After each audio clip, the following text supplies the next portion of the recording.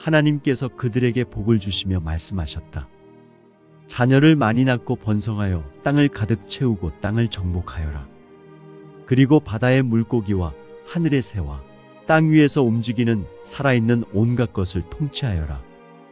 하나님은 사람에게 생육하고 번성하여 땅에 충만하고 땅을 정복하라는 축복을 하셨습니다. 이것은 작은 일이 아닙니다.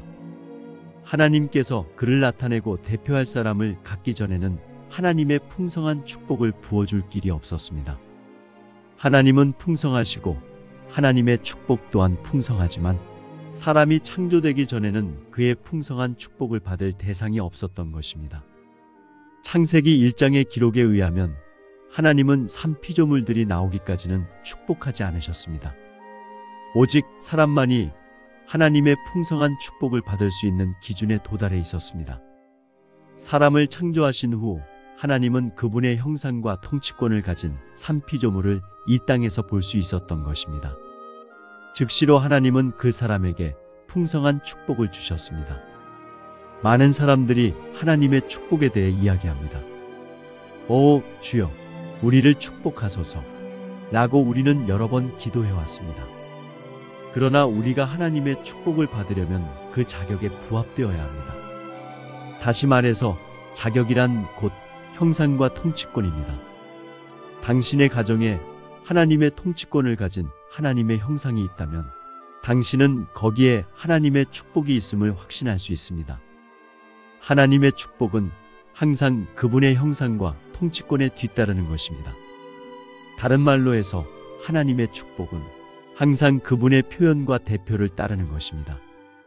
하나님의 축복은 항상 제사장직과 왕권과 함께합니다. 우리는 이것을 멜기세덱에게서 볼 수 있습니다. 그는 살렘 왕이었고 아브라함을 축복한 지극히 높으신 하나님의 제사장이었습니다.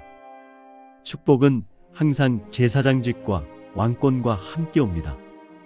만일 교회가 하나님의 축복을 구한다면 교회는 반드시 제사장직과 왕권을 가져야 합니다. 제사장직과 왕권이 의미하는 것은 무엇입니까? 간단히 말해서 그것은 하나님의 형상과 하나님의 통치권을 의미합니다. 제사장직은 하나님의 형상에 대한 것이고 왕권은 하나님의 통치권에 대한 것입니다. 우리가 제사장직분을 행사하여 하나님을 접촉하고 하나님을 바라보고 영광의 형상을 반사하는 한 우리는 왕권을 가질 것이며 하나님의 축복은 즉시 따를 것입니다. 모든 사람은 하나님의 형상을 가지고 있기 때문에 사랑스러운 것입니다. 사람이 얼마나 타락했든 간에 땅은 하나님의 형상을 가진 사람으로 충만되는 것입니다. 하나님께서 우리를 얼마나 축복하실 수 있는가는 우리가 그분을 얼마나 나타내고 대표하느냐에 달린 것입니다. 만일 우리가 그분을 충분히 나타내고 대표한다면 우리는 틀림없이 생육하고 번성하는 충만한 축복을 받을 것입니다.